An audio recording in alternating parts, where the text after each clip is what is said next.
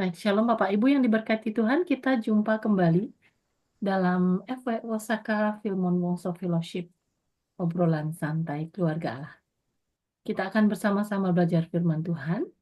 Topik kita malam hari ini adalah kesetiaan dalam iman yang akan dibawakan oleh hambanya, Bapak Oscar Wirawan dari Denpasar, Bali. Kita akan awali di dalam doa. Saya mohon kesediaan Pastor Freddy Ungkosa Putra untuk memimpin kita di dalam doa. Silakan Pastor Freddy. Baik, terima kasih. Mari kita berdoa. Ya Bapa yang baik, Bapa yang senantiasa melindungi kami, memberkati kami, memelihara kami, dan juga Engkau yang memberikan jalan bagi kami.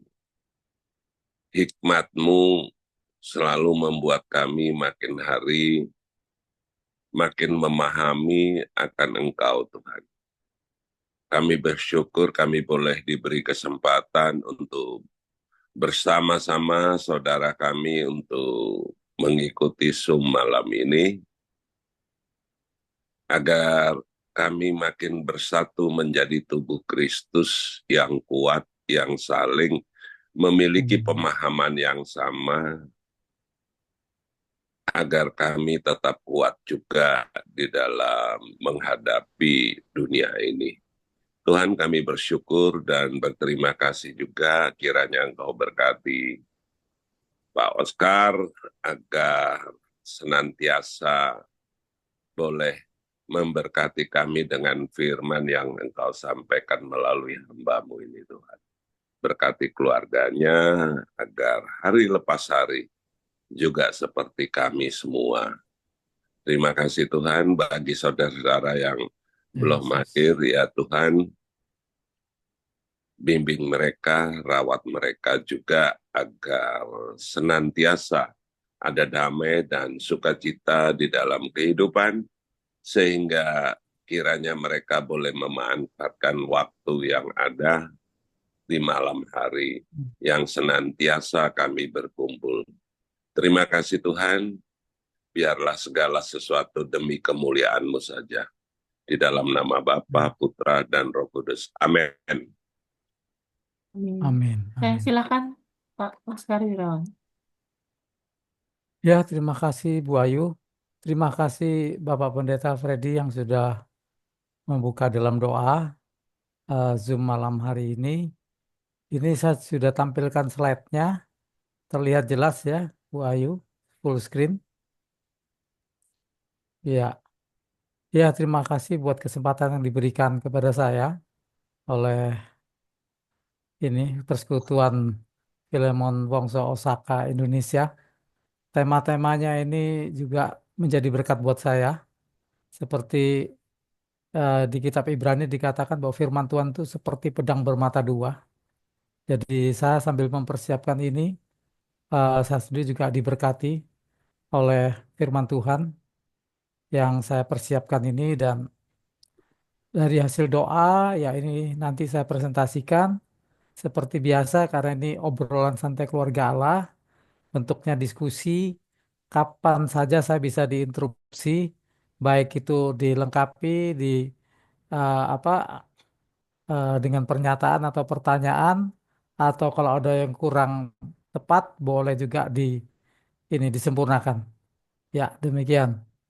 Ya, jadi malam hari ini kita sama-sama mau ngobrol santai, diskusi tentang topik kesetiaan dalam iman. Nah, seperti biasa ketika dikasih topik, saya coba gali dasar firmannya. Yang saya dapatkan tuh di Kolose 1, 2, 3. Ya, kurang lebih berbicara tentang bagaimana bertekun dalam iman yang tetap teguh, tidak bergoncang, dan tidak bergeser. Ya, sekilas latar belakang diskusi ketika mempersiapkan ini dalam doa, ya saya tiba-tiba ingat beberapa hal, bahwa ketika kita bicara tentang kesetiaan dalam iman, memang faktanya ada sesuatu yang kita hadapi, yaitu bagaimana kita bisa mempertahankan iman di tengah berbagai tantangan kesulitan hidup, ancaman, dan aniaya. Beberapa tubuh Kristus mengalami ini, maupun bapak ibu yang tinggal di perkotaan besar, godaannya biasanya cenderung tiga hal ini, dua hal ini, kenikmatan dunia, keinginan daging. Nah, ada banyak hal yang membuat kesetiaan iman kita goyah, menjadi kompromi, atau mungkin menukar iman, eh, atau bahkan menjual iman. Nah, ini pertanyaan-pertanyaan yang melatar belakangi diskusi malam hari ini, juga melatar belakangi untuk saya menggali lebih jauh tentang topik kesetiaan dalam iman. Ya, dasar diskusinya seperti tadi saya sampaikan dari Kolose 1 ayat 23, lengkapnya demikian. Sebab itu kamu harus bertekun dalam iman, tetap teguh dan tidak bergoncang, dan jangan mau digeser dari pengharapan Injil yang telah kamu dengar dan yang telah dikabarkan di seluruh alam di bawah langit, dan yang aku ini Paulus telah menjadi pelayannya. Nah, ini bicara tentang kesetiaan dalam iman. Ini aspek-aspeknya cukup lengkap dibahas oleh Paulus, dan ayat-ayat yang saya dapatkan malam hari ini memang banyak didominasi oleh surat-surat Rasul Paulus, juga surat Rasul Petrus, dan beberapa murid-muridnya Paulus. Seperti itu. Ya, eh, jadi ini bertekun dalam iman itu tetap teguh di sini dan tidak bergoncang, jangan mau digeser seperti itu. Nah, ini artinya keteguhan iman itu seperti ini ya, yang saya dapatkan dari firman Tuhan, khususnya dari surat Rasul Paulus. Tekun, teguh, tidak bergoncang, dan tidak bergeser. Kurang lebih seperti itu. Pengharapan Injil ya, yang telah kita dengar semua dan terkabarkan, ini luar biasa. Seluruh alam di bawah langit, dan yang aku ini Paulus telah menjadi pelayannya. Nah, ini khususnya iman dalam Injil. Tapi kita mungkin bicara iman secara lebih menyeluruh ya. Nah, saya coba cari-cari apa sih ukuran kesetiaan iman itu. Nah, dari beberapa surat Rasul Paulus, juga ada surat di Ibrani, itu memang semuanya mengacu, artinya kesetiaan itu ya setia seumur hidup sampai akhir. Jadi buat kita yang hari-hari ini ya kita masih hidup, artinya belum dibicarakan setia ya kalau belum sampai akhir. Ya artinya kita setia sampai hari ini. Oke, mungkin ukurannya juga kalau dimulai dari mulai pertobatan, lahir baru, puji Tuhan. Sampai hari ini, eh, kalau kita masih bisa setia dalam pelayanan, dalam mengiring Yesus, dalam juga mempertahankan iman kita, ini juga merupakan keluar biasaan ya, kasih karunia Tuhan di tengah-tengah kita. Namun selama kita belum menutup mata, kesetiaan itu masih terus berjalan. Ukurannya ya, ukurannya. Ibrani 3 ayat 6 mengatakan demikian. Tetapi Kristus setia sebagai anak yang mengepalai rumahnya. Dan rumahnya ialah kita. Jika kita sampai kepada akhirnya, teguh berpegang kepada kepercayaan dan pengharapan yang kita megahkan. Nah, ini Kristus setia sebagai anak mengepalai rumahnya, yaitu kita, tubuh Kristus, kita bait Allah. Eh, di sini dikatakan eh, Kristus tetap setia, dan kita juga ya di sini sampai pada akhirnya, kalau kita tetap teguh berpegang pada kepercayaan dan pengharapan yang kita megahkan, kita juga termasuk orang-orang setia bersama Kristus. Oke, berikutnya dari Kisah Para Rasul, ini ucapannya Rasul Paulus ketika dia awal-awal bertobat ya, dan sudah pertobatannya sekaligus panggilan misi untuk memberitakan Injil kepada bangsa-bangsa bukan Yahudi. Nah, ini ucapan Paulus, komitmennya terhadap kesetiaan. Kisah Para Rasul 20 ayat 24. Tetapi aku tidak menghiraukan nyawaku sedikit pun, asal saja aku dapat mencapai garis akhir dan menyelesaikan pelayanan yang ditugaskan oleh Tuhan Yesus kepadaku untuk memberi kesaksian tentang Injil kasih karunia Allah. Nah, ciri-ciri orang setia memang sudah nggak mikirin diri sendiri, dia fokusnya panggilan surgawi. Dalam hal ini juga menyelesaikan tugas pelayanan yang ditugaskan oleh Tuhan Yesus, yang dipercayakan oleh Tuhan kepada kita masing-masing. Dan ukurannya kesetiaan itu sampai mencapai garis akhir. Di kisah para Rasul 20-24 itu tekadnya, tapi di 2 Timotius 4 ayat 7 itu penggenapannya. Rasul Paulus sudah betul-betul masuk fase-fase terakhir dalam penggenapan atau menyelesaikan tugas yang dipercayakan kepadanya. Karena itu di dalam surat kepada Timotius, khususnya 2 Timotius 4 ayat 7, Rasul Paulus mengatakan demikian. Aku telah mengakhiri pertandingan yang baik. Aku telah mencapai garis. Nah, ini telah. Ya, kalau yang itu masih komitmen di Kisah Rasul di 2 Timotius sudah ya, telah mencapai garis akhir dan aku telah memelihara iman. Nah, ini terkait dengan iman ternyata, baik itu pelayanan, baik itu apa mengenapi rencana Tuhan sampai garis akhir, konteksnya itu bisa bisa sampai akhir karena memelihara iman. Nah, ini ukuran kesetiaan dalam iman ya, terinspirasi oleh Tuhan Yesus dan Rasul Paulus. Nah, selain ada ukurannya, ada ujiannya. Ternyata iman itu dalam perjalanan kita, perjalanan hidup kita, ya karena ada 3 tantangan ini yang saya dapatkan dari 1:11. Suara saya apakah jelas atau putus-putus?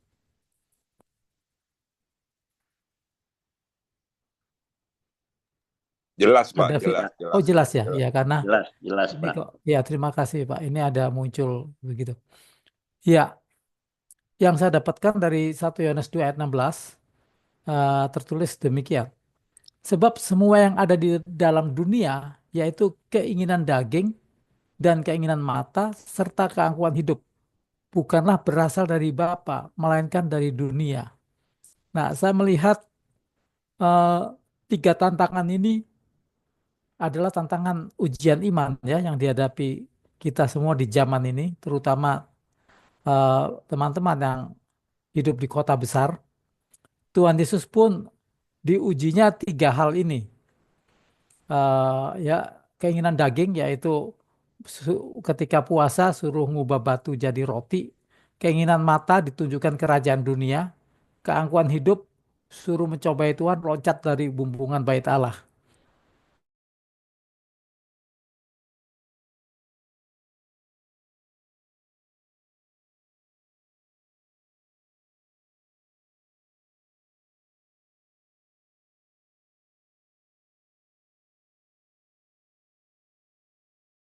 Ya, selalu menggoda karena tubuh kita masih dalam daging. Keangkuhan hidup ini biasanya untuk orang-orang yang berhasil, orang-orang sukses, orang-orang yang ya dalam dalam ukuran pencapaian-pencapaian hidup di dunia ini termasuk kelas mapan, semua di zona nyaman ini memang pada akhirnya salah satu tantangannya adalah keangkuhan hidup. Keangkuhan hidup yang saya dapatkan adalah ya merasa ini semua saya, berkat saya. Jadi peran Tuhan kecil, tapi peran diri sendiri kuat. Nah ini yang saya maksud godaan-godaan seperti itu. Semua godaan ini bisa menjatuhkan ya, menjatuhkan iman, menggugurkan iman. Baik itu keinginan daging, keinginan mata, ataupun keangkuhan hidup. Nah 1 Yohanes 2 ayat 17, ini ayat pegangan saya menghadapi 3 ujian tersebut.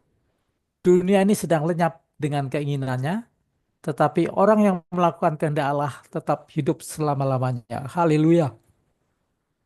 Jadi untuk mengcounter 3 godaan itu, ayat selanjutnya di ayat 17 itu sangat kuat. Ya bisa memberi kekuatan kepada kita bahwa apapun yang kelihatannya menarik di dunia ini sedang lenyap dengan keinginannya. Tapi ada satu yang tidak lenyap, yaitu kita yang melakukan kehendak Allah tetap hidup selama-lamanya. Wow, haleluya, haleluya. Ini menguatkan saya dalam kehidupan sehari-hari ketika berjumpa godaan ini, ini semua sedang lenyap, lenyap dengan segala keinginannya. Yang penting saya tetap fokus untuk meresponi panggilan Tuhan, melakukan kehendak Allah. Nah, ini menjadi semangat ya buat saya, dan sungguh ketika Yesus dicobai pun imannya, eh, iblis pakai firman, Tuhan Yesus juga pakai firman. Memang firman itu seperti pedang bermata dua ya. Jadi itu pedang roh juga, memang perlu digunakan, gak boleh disarungkan. Ketika firman kita ucapkan itu sumber kemenangan iman kita. Nah, itu beberapa pengalaman juga peneguhan teman-teman seiman ketika memperkatakan firman memang ada kuasa, ada kekuatan, dan ini membuktikan bahwa firman itu adalah Allah sendiri. Karena kuasanya kita rasakan, kasihnya kita rasakan, kebenarannya kita rasakan. Nah, tentang kesetiaan dalam iman, kitab Wahyu juga menuliskan ya, ketika anak domba berperang, ini ada kelompok orang-orang percaya yang dikatakan mereka bersama-sama dengan dia, dengan anak domba yaitu Kristus, juga akan menang. Siapakah yang menang? Ternyata terkait dengan kesetiaan ya, yaitu mereka yang terpanggil, bukan terpanggil terus keluar, eh, tapi lanjut terus, yaitu mereka yang dipilih, bukan dipilih terus menyimpang imannya, tapi terus setia. Dia akhirnya inilah yang membuat berkemenangan seutuhnya. Jadi menang itu hasil dari ini yang saya dapatkan ya, versi Wahyu 17:14. Kita yang terpanggil, kita bisa menjalankan panggilan kita yang dipilih, bukan membuat kita merasa istimewa atau bagaimana atau eh, tinggi hati, tapi dipilih ini artinya kasih karunia atau tanggung jawab. Sehingga dengan dipanggil dan dipilih, ini eh, tuntutannya atau kebenaran kerajaan Allah untuk setia, bukan untuk sementara. Nah, itu tetap dalam panggilan ya. Apapun konteksnya, apapun situasinya, mungkin berubah pelayanan, tapi fokusnya tetap dalam panggilan dan setia. Karena meresponi bahwa kita adalah umat pilihan. Ya, itu tadi sudah ada tantangan, sudah ada ujian, sudah ada ukuran. Nah, ini yang saya dapatkan untuk framework malam hari ini tentang kesetiaan dalam iman, yaitu eh, berbagai pernyataan-pernyataan di Alkitab, orang-orang yang setia dalam iman itu memang kuat ya, kuat pemahamannya, kesadarannya tentang keselamatan, dan ujung-ujungnya keselamatan itu adalah perjumpaan dengan kasih Tuhan. Rata-rata orang yang jamah Tuhan masuknya mereka tersentuh oleh kasih Tuhan, kasih yang mau berkorban ya untuk setiap orang percaya kepadanya. Lalu yang kedua, truth encounter atau kebenaran, perjumpaan dengan kebenaran. Kebenaran. Kalau yang pertama perjumpaan dengan kasih Tuhan, yang kedua perjumpaan dengan kebenaran Tuhan. Cari sana sini, kita masih mungkin waktu dulu masih berjuang mencari apa itu ya, apa yang layak kita percayai, siapa yang layak kita percayai, apa itu kebenaran, dan pada akhirnya ketika kita terus-menerus membaca firman, karena firman Tuhan adalah kebenaran, kita akan mengalami truth encounter. Nah, nanti ada truth encounter-nya versi setia dalam iman. Lalu bukan cuma perkataan saja, tapi kita tahu kerajaan Allah itu ada tentang kuasa ya. Jadi power encounter. Jadi orang-orang kuat imannya itu betul-betul menyadari keselamatan, betul-betul memahami kebenaran yang diimani, dan betul-betul menyadari tentang kasih karunia Tuhan yang memampukan setiap orang percaya yang mengiring Tuhan, yang mau melayani Tuhan. Yang keempat, faktor kekekalan. Ini penyangga yang kokoh juga. Karena hidup kekal ini salah satu tujuan iman juga. Yang terakhir dan yang tidak kalah penting, bahkan ini jadi puncaknya, yaitu kemuliaan. Jadi empat empat K ini adalah kita bisa lihat di seluruh Alkitab, tokoh-tokoh yang bertahan iman, ada 5 area ini tentang perjumpaan dengan kasih Tuhan dan mengalami keselamatannya, lalu kebenaran, truth encounter, perjumpaan dengan kebenarannya, dan kasih karunia, power encounter, perjumpaan dengan kuasanya, kemampuan ilahi yang diberikan kepada kita, lalu alasan kekekalan dan alasan atau pertimbangan kemuliaan. 5 topik ini yang membuat orang-orang murid Kristus bertahan dalam iman. Nah, kita kupas satu-satu tentang kepastian keselamatan atau love encounter, perjumpaan dengan kasih Tuhan. Pilar yang pertama, 1 Yohanes 4:10 mengatakan, inilah kasih itu, bukan kita yang telah mengasihi Allah, tetapi Allah yang telah mengasihi kita dan yang telah mengutus anaknya sebagai pendamaian bagi dosa-dosa kita.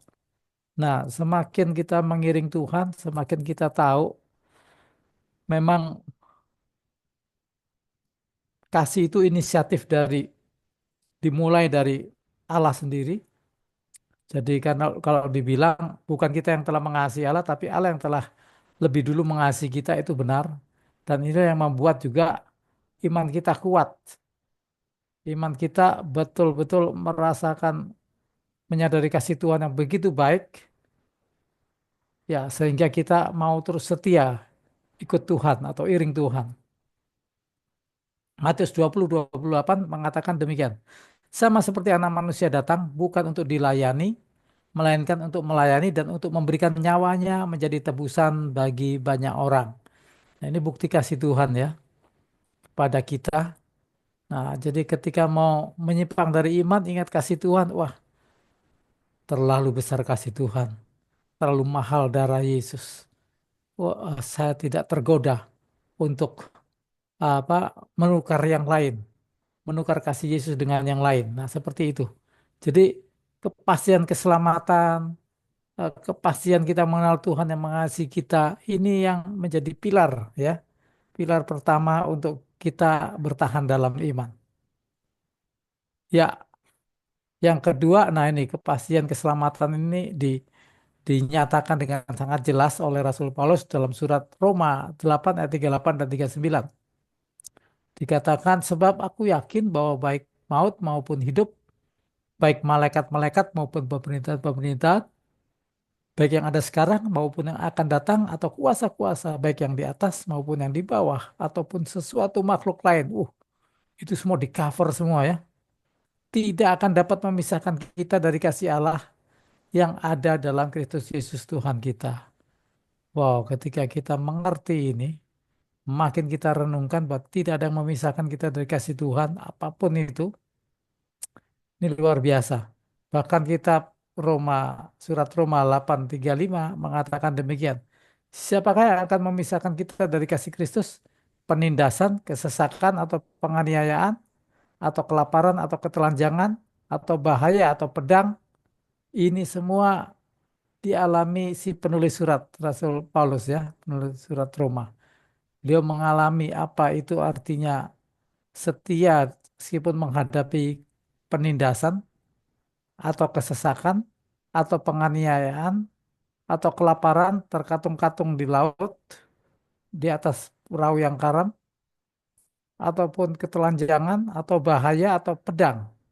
Nah, eh, kepastian keselamatan menjadi jangkar sauh yang kuat ya untuk iman kita tetap teguh. Nah, semakin menyadari kasih Tuhan yang telah menyelesaikan dosa-dosa kita di atas kayu salib, semakin kita mau terus setia di dalam iman. Ya, ini masih tentang kasih, kepastian keselamatan, Roma 1 ayat 16-17, sebab aku mempunyai keyakinan yang kokoh dalam Injil. Nah, ini pernyataannya ya. Karena Injil adalah kekuatan Allah yang menyelamatkan setiap orang. Nah, tadi di awal ya Pak Samuel udah bahas tentang bangsa-bangsa dan bahasanya yang akhirnya diserakan, berpencaran. Nah, ini dikatakan Injil adalah kekuatan Allah yang menyelamatkan setiap orang percaya. Jadi semua orang dari suku bangsa apa saja asal percaya akan mengalami ini eh, kepastian keselamatan ya. Di sini dikatakan juga setiap orang percaya, pertama-tama orang Yahudi, ya pertama orang Yahudi yang ada di sekitar Yerusalem, gereja permulaan saat itu, tetapi juga orang Yunani, sebab di dalamnya nyata kebenaran Allah yang bertolak dari iman dan memimpin kepada iman.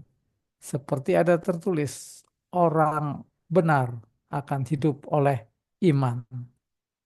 Haleluya. Ya, ini bagian dari encounter, di mana semakin kita menyadari kasih Tuhan, semakin kita mau teguh di dalam iman ya. Karena tidak ada kasih seperti kasih Tuhan. Masih love encounter, ditegaskan lagi juga di Kisah Rasul, dan keselamatan tidak ada di dalam siapapun juga selain di dalam Dia, yaitu Kristus. Sebab di bawah kolong langit ini tidak ada nama lain selain Kristus Yesus yang diberikan kepada manusia yang olehnya kita dapat diselamatkan. Haleluya. Haleluya. Ya. Oke. Masih love encounter, masih kepastian keselamatan. 1 Petrus 1 ayat 10. Keselamatan itulah yang diselidiki dan diteliti oleh nabi-nabi yang telah bernubuat tentang kasih karunia yang diuntukkan bagimu. Ya, puji Tuhan. Apa yang kita dapatkan keselamatan ini, orang Yahudi nggak dapatkan dan sampai hari ini mereka masih menanti-nantikan janji itu.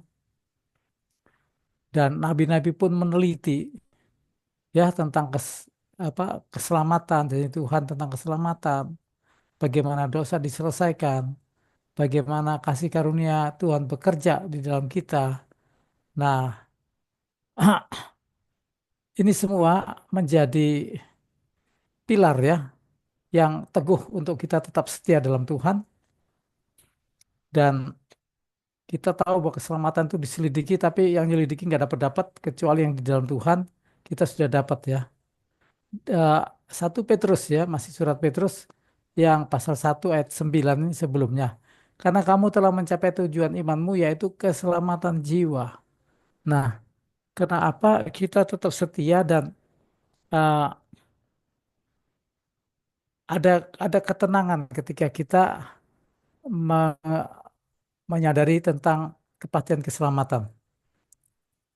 Dan diteguhkan lagi di surat Rasul Petrus, kamu telah mencapai tujuan imanmu. Nah, tujuan iman itu salah satunya keselamatan jiwa. Udah tercapai semuanya. Nah, karena itu apa yang sudah kita dapatkan, apalagi kalau dengan cuma-cuma, karena Tuhan Yesus yang bayar, akhirnya ya ini yang mendorong kita terus tetap setia, tidak mau mengkhianati kebaikan Tuhan atau kasih Tuhan yang tak terbatas.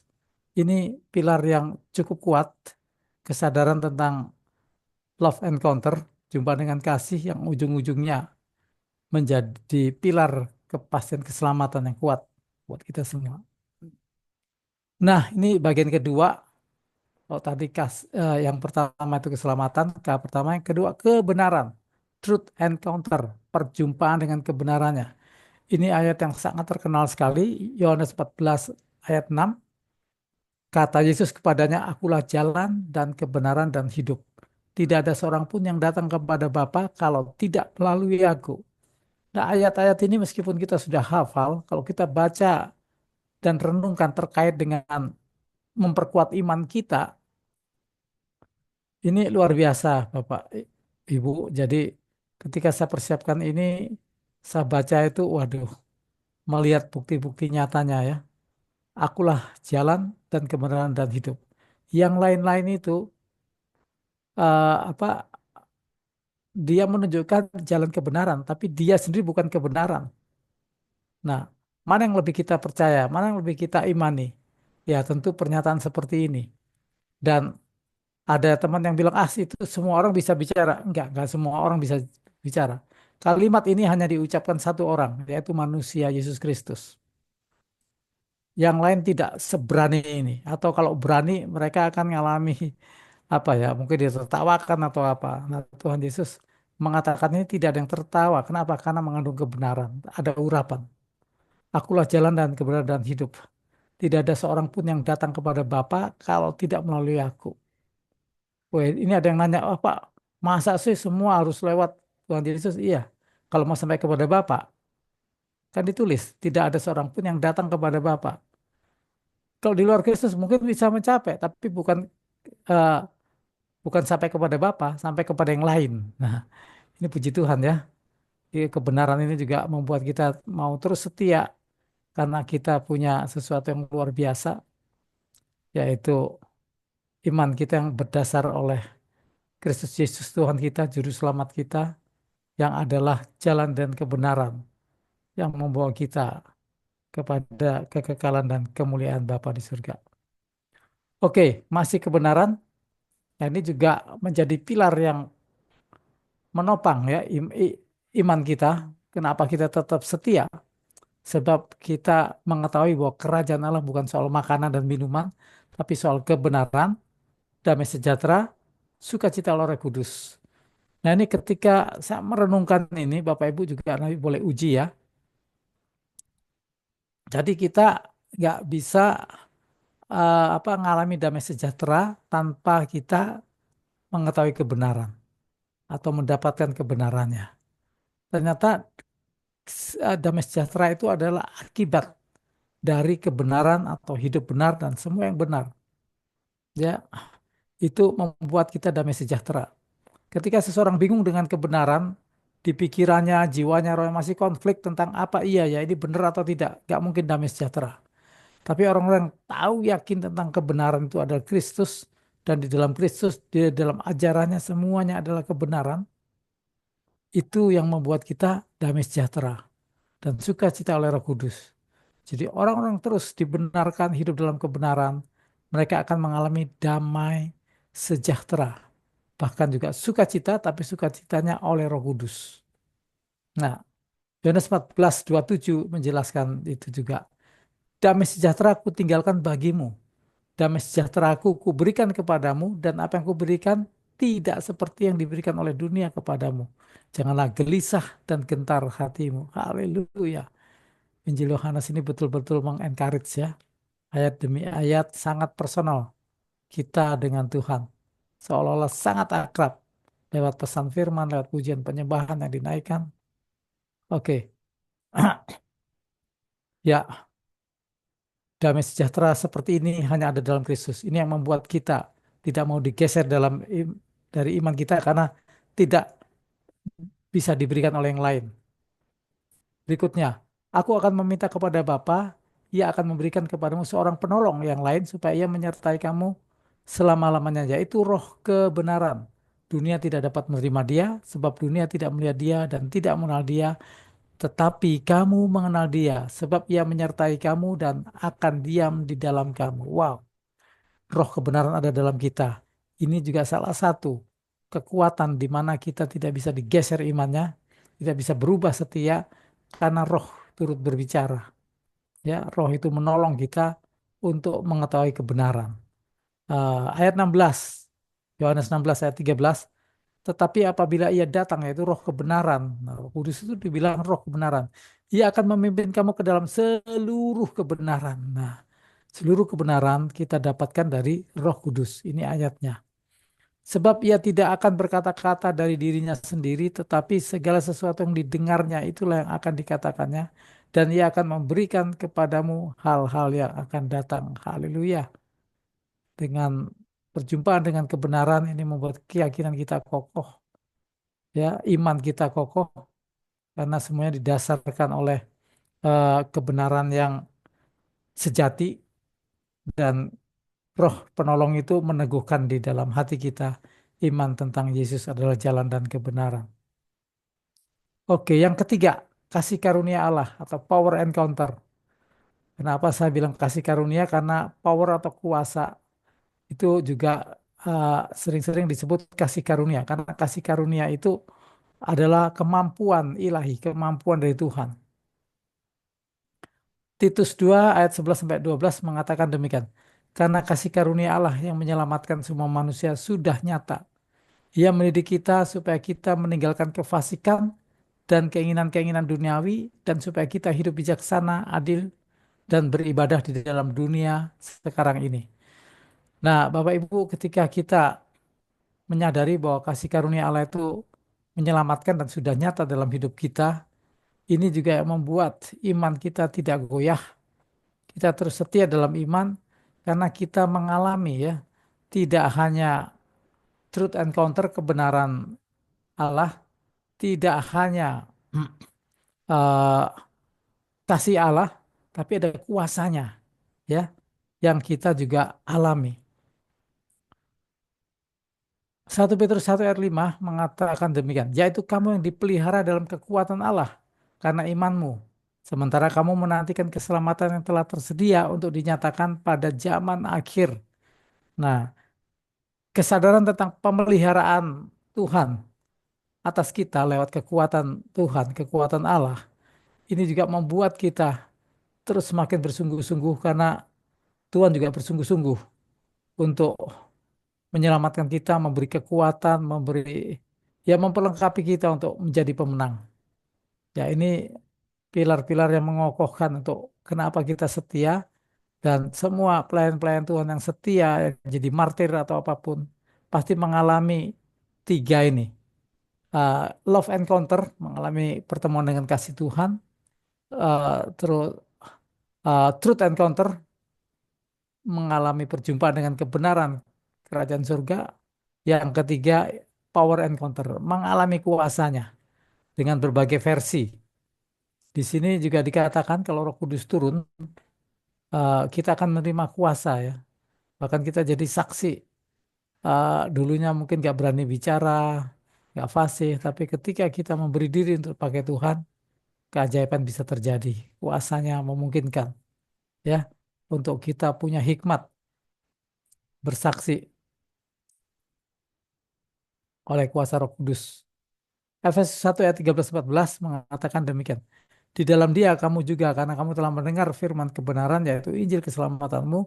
Di dalam dia kamu juga ketika kamu percaya dimeteraikan dengan Roh Kudus yang dijanjikannya itu. Roh Kudus itu adalah jaminan bagian kita sampai kita memperoleh seluruhnya yaitu penebusan yang menjadikan kita milik Allah untuk memuji kemuliaannya. Haleluya, haleluya.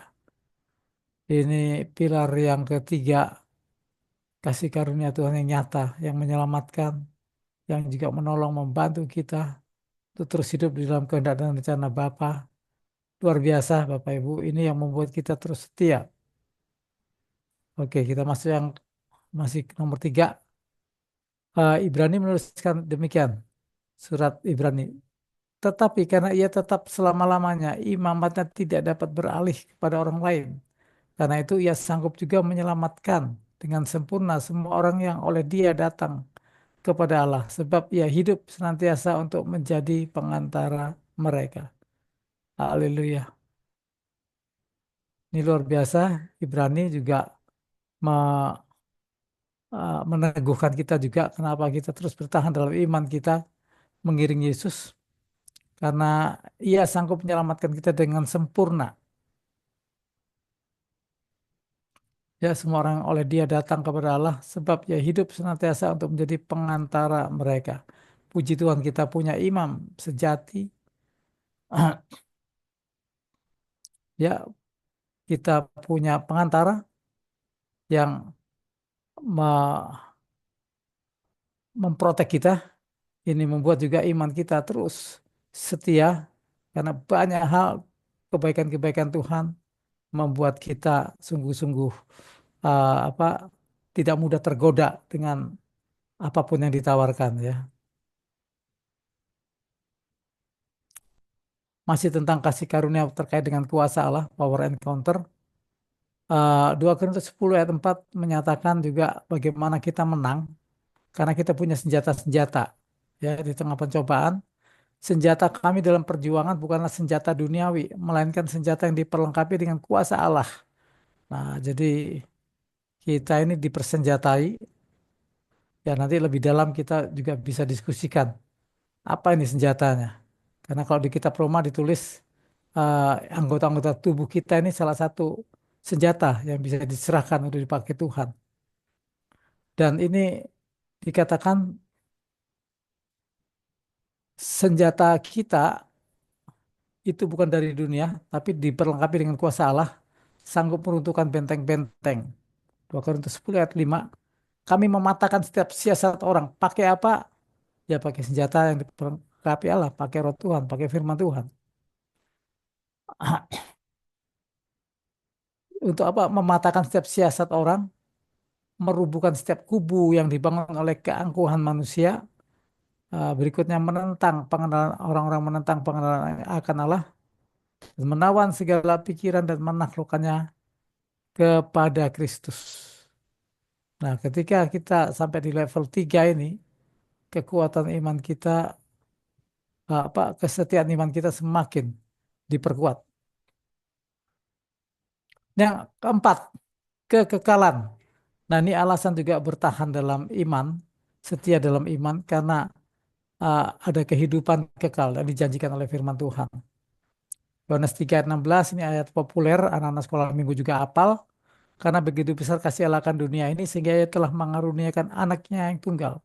Supaya setiap orang percaya kepadanya tidak binasa, melainkan beroleh hidup yang kekal. Nah, ini memang perlu kita confess, Bapak Ibu ya. Karena kalau nggak dikonfes, ini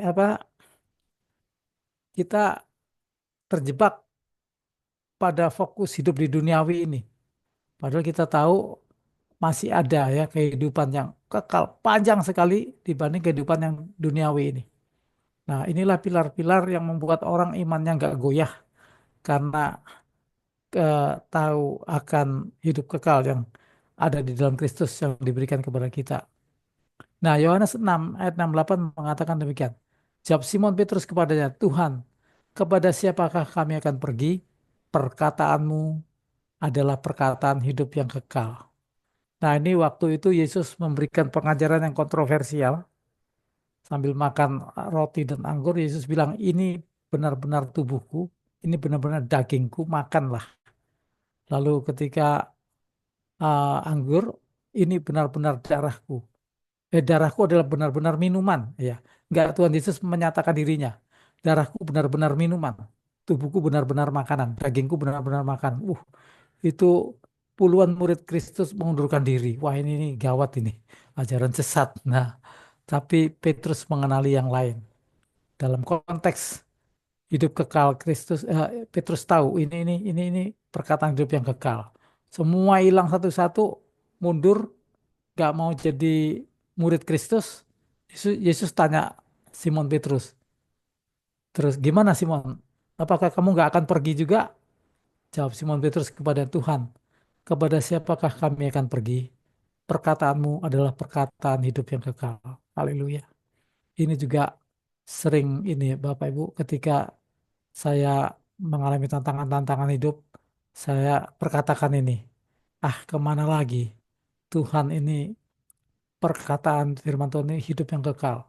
Tuhan ini memberi kita hidup yang kekal. Kalaupun di dunia ini ya, kita menderita itu sifatnya sementara. Tapi di kekekalan nanti kita akan mengalami damai sejahtera, sukacita surgawi.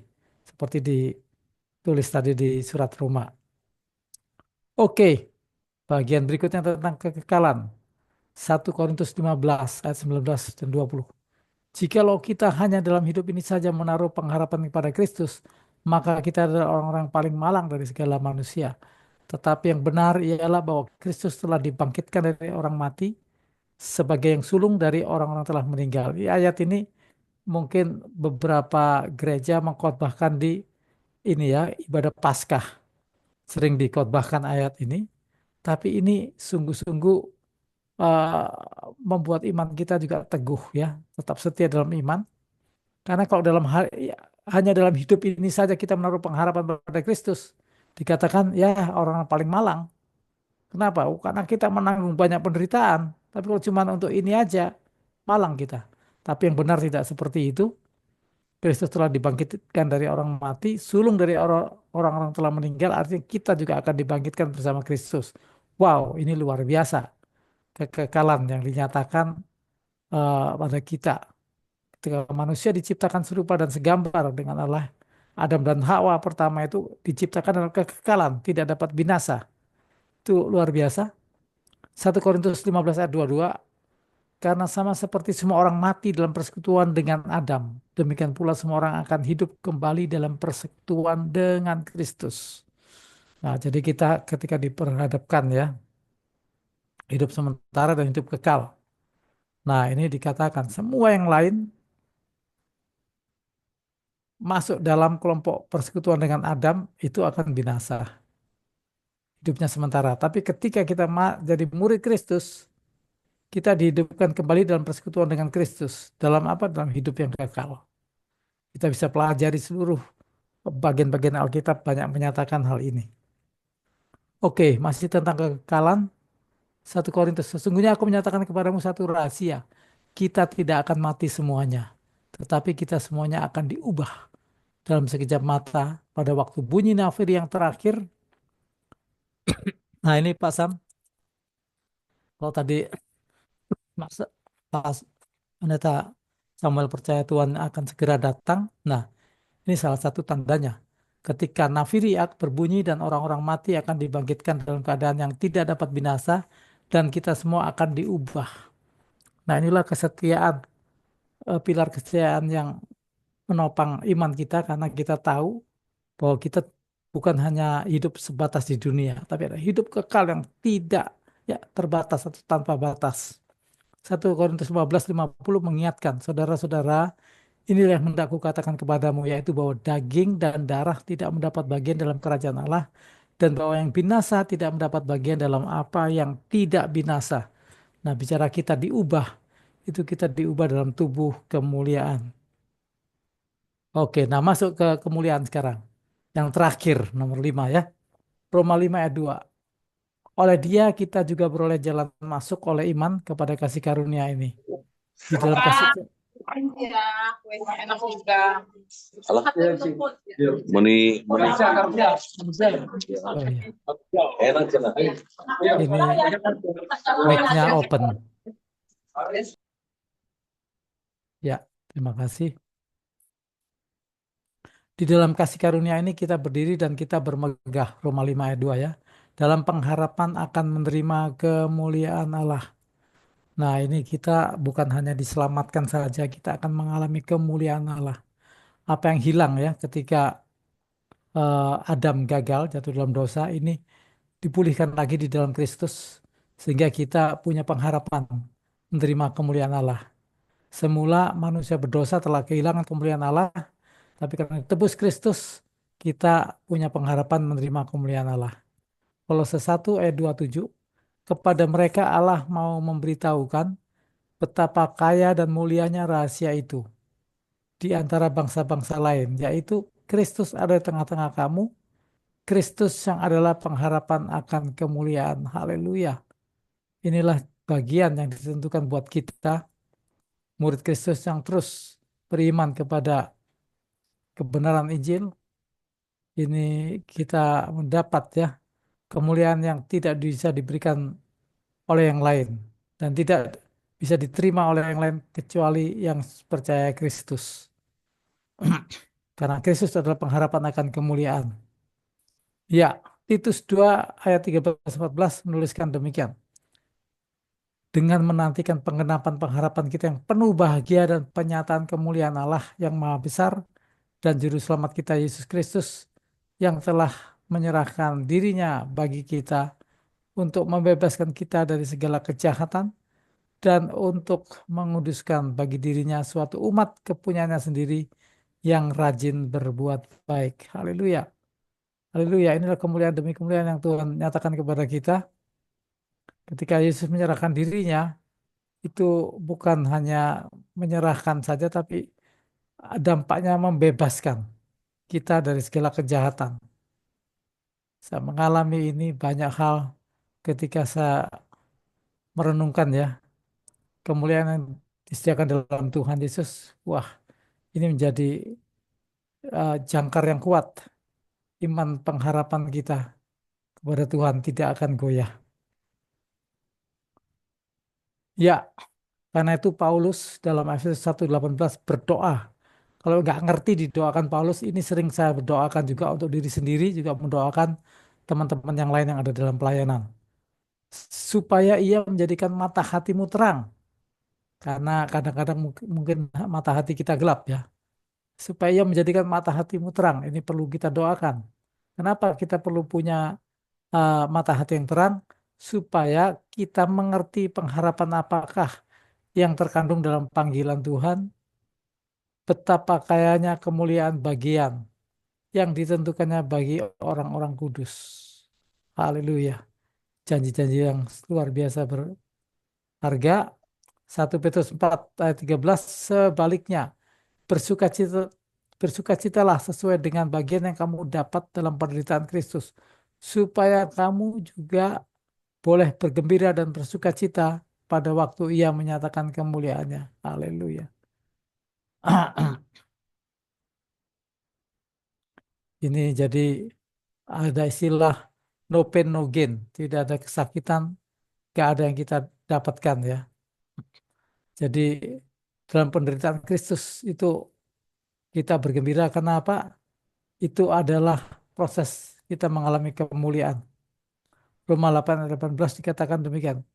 Sebab aku yakin bahwa penderitaan zaman sekarang ini tidak dapat dibandingkan dengan kemuliaan yang akan dinyatakan kepada kita. Oh, haleluya. Inilah uh, yang membuat iman kita terus teguh ya. Kita punya janji-janji yang berharga. Bahkan penderitaan kita ketika dibandingkan janji-janji Tuhan, wow, jauh beda. Nah, kita bisa oleh pertolongan Roh Kudus nanti bisa punya pengalaman-pengalaman seperti itu. Oke, bagian detik-detik bagian terakhir masih tentang kemuliaan. Terpujilah Allah. 1 Petrus 1 ayat 3 dan 4. Ah, terpujilah Allah dan Bapa Tuhan kita Yesus Kristus yang karena rahmat yang besar telah melahirkan kita kembali oleh kebangkitan Yesus Kristus dari antara orang mati. Oh, puji Tuhan. Saya ngalami kelahiran kembali. Ada orang yang mendoakan saya juga. Itu pengalaman yang luar biasa. Dan ini terpujilah Allah Bapa Tuhan kita Yesus Kristus yang karena rahmat yang besar telah melahirkan kita kembali oleh kebangkitan Yesus Kristus dari antara orang mati kepada suatu hidup yang penuh pengharapan untuk menerima satu bagian yang tidak dapat binasa, tidak dapat cemar, dan yang tidak dapat layu yang tersimpan di surga bagi kamu. Oh, haleluya. Inilah janji-janji yang luar biasa, inilah bagian yang disediakan Tuhan. Kemuliaan ya, kalau kita setia imannya. 1 Petrus 1 ayat 7. Maksud semuanya itu ialah untuk membuktikan kemurnian imanmu yang jauh lebih tinggi nilainya daripada emas yang fana, yang diuji kemurniannya dengan api sehingga kamu memperoleh puji-pujian dan kemuliaan dan kehormatan pada hari Yesus Kristus menyatakan dirinya. Haleluya. Kalau kita setia dalam iman ikut kehendak Tuhan, ternyata ini ya ayatnya, kita juga menjadi pujian bagi kemuliaan, kehormatan ya. Pada hari Yesus Kristus nanti menyatakan dirinya. Haleluya. Ya, closing. Semua tadi baik 5K ya, baik keselamatan, kebenaran, keselamatan, kasih karunia, lalu eh, kemuliaan, semua itu membuat iman kita terus tekun dan kita terus tetap teguh, tidak bergoncang, tidak bergeser. Ya, demikian yang bisa saya sampaikan. Bapak Ibu, terima kasih. Tuhan memberkati. Saya kembalikan kepada Ibu Ayu.